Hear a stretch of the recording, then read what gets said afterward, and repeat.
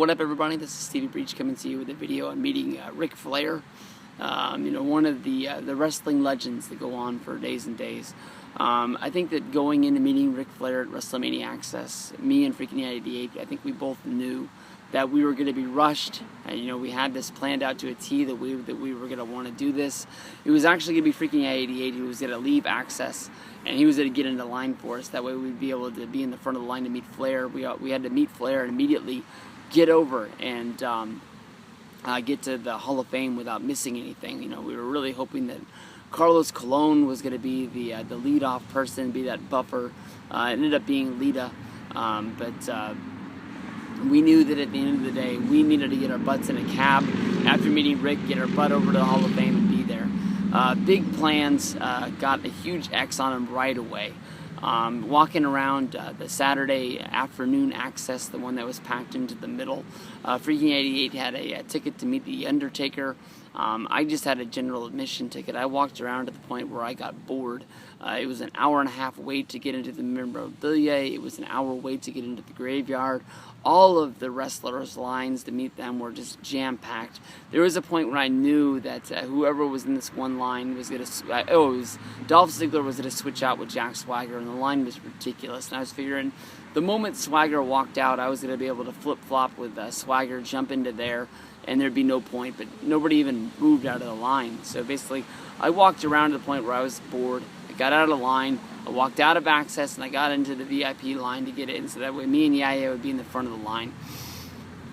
Earlier in that afternoon session, the Big Show had a VIP experience. The Big Show, he's been around forever. I think a lot of people bought the VIP passes just to get into Access, not have to wait in the general admission line. One of the longest lines I've ever waited in, including Disneyland, was to get into that general admission Access. But he took a lot of time with his fans. I've heard that that was some of the best experiences. If you can find any videos about people meeting Big Show at WrestleMania, I'm sure they're going to be great. Big Show is one of those guys that I think when I get around to making my next top 10 wrestlers that I've met, I had a great experience meeting him at SummerSlam. But this year, his line was so long and he was taking so much time that the Undertaker VIP had to be moved out onto the floor. They had to bump somebody else that was supposed to be signing and have Undertaker sign out in the middle of nowhere land. Looking basically like he was like one of the Total Divas or something like that. But his line got pushed back to where his line got started late. So basically, I'm flipping out. I'm in the line, and I'm like, yeah, you guys got to meet Undertaker, get out here, and then cut everybody in line. I think I was second in line at this point because some people had invited me to come up there and talk to him for a while, and that was really nice of them. But in my heart, I was really flipping out on how we were going to do this, how we were going to meet Flair, how we were going to get out of there. Basically, by the time they let this session in, for us VIPs to get into line to meet Ric Flair, a spot that we needed to be in the very front. Miguel and Justin had just met The Undertaker. I walked in and saw them, get their picture taken, walk off and, show their respects to the Taker and everything like that. I was just like, oh, this is not going to be good.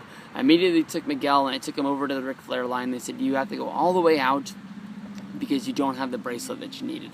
And that was the proof that they needed to scan the ticket before they can give you the bracelet. It just was, fuck me.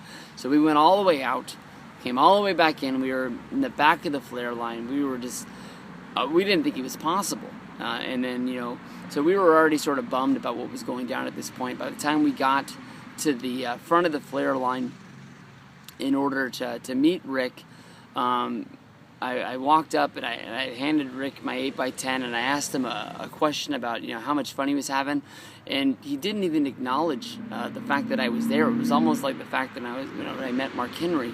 He leaned over, he was talking to his handler, and I'm just standing there looking like an idiot. And I had done the gimmick where I tried to slip an extra 8x10 in there. He slipped it to the side and he was just sort of looking at it. It was the picture from him on the Celebrity Wife Swap when he was wearing the fake mustache that was made out of paper, and he was wearing the baggy sweatshirt, and he sort of looked at it and he looked at me and I said, Rick, that was an awesome show, but what the fuck were you thinking when you cut that promo on the ham? And he immediately went back and he was talking to his handler again, and Miguel, when he went through the line, I don't even know if he got Rick to say anything to him, but we immediately walked off the stage. We walked about 5 feet. We looked at each other, and Miguel just looked at me and goes, "That wasn't worth it, was it?" And I was like, "No."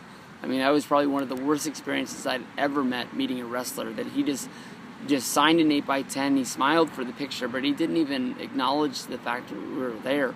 I know that we were later in the line, and I've given CM Punk some credit for the fact that when I met him, I was one of the last people to meet him. I might even have been second to last in line, that he just was done, and maybe Flair was done too.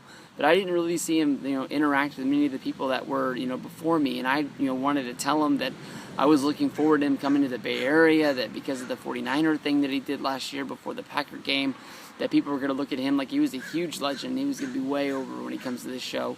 But I didn't even get, to say that. So, I mean, I'm guessing I'm looking forward to the fact that I get to meet Rick in a month, and I get another chance to try and have a good, thing with him. But honestly, at this point, I can't remember what my number one worst wrestling experience meeting a wrestler was, if it was Shelton Benjamin or not last time. But Rick's got to be up there. This was horrible to spend, I think, $109 to meet a wrestling legend like this and get a picture and not even get a moment of his time to greet me with anything. So, horrible experience at WrestleMania Access meeting Ric Flair. Cross him off the list. I get to meet him again in a month. Maybe I'll be able to make up for it. Hogan was A+, Bret Hart was A+, but wow. Rick really surprised me. Really did. See you guys later. Have fun. Check out the next video.